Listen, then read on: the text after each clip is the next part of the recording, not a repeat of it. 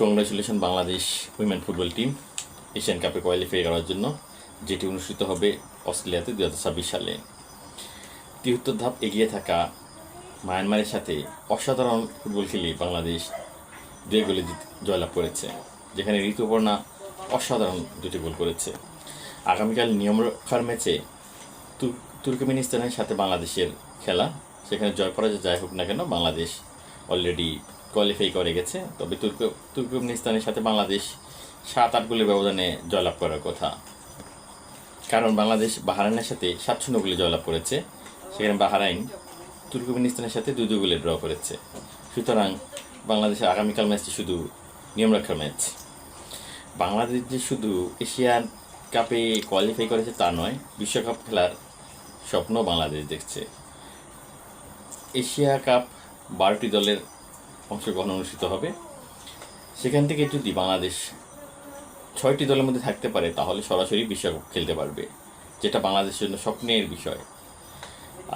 যদি 8টি দলের মধ্যে থাকতে পারে, তাহলেও একটা সম্ভাবনা আছে, তাহলে প্লে অফের মাধ্যমেও খেলা সম্ভব। সুতরাং 12টি দলের মধ্যে 8টি দলের মধ্যে 8 নম্বরে থাকতে পারলেও বাংলাদেশ বিশ্বকাপ খেলার স্বপ্ন দেখতে পারে।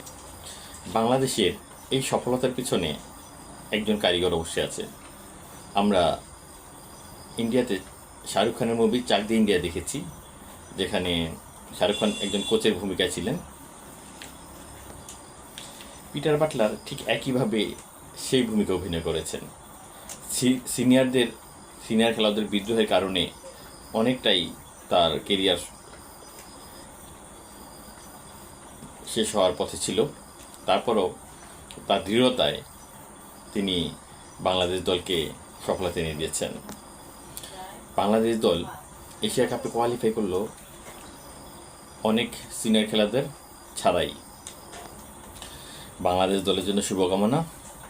আমরা আগামীকালের ম্যাচে অবশ্যই দৃষ্টি রাখবো। আগামীকাল আরও 2টি ম্যাচ আছে, যেটি অত্যন্ত গুরুত্বপূর্ণ 2টি ম্যাচ। সাউথ এশিয়ার 2টি দল, নেপাল এবং ভারতের খেলা।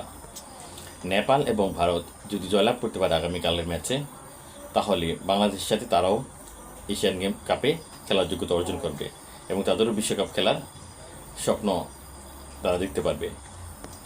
সুতরাং আগামীকাল 3টি ম্যাচের দিকে আমরা চোখ রাখবো। আমরা আশা করব যে সাউথ এশিয়ার 3টি দেশ এশিয়ান কাপে খেলার যোগ্যতা অর্জন করবে এবং এর মধ্যে অবশ্যই তারা বিশ্বকাপ খেলার স্বপ্ন দেখতে পারবে।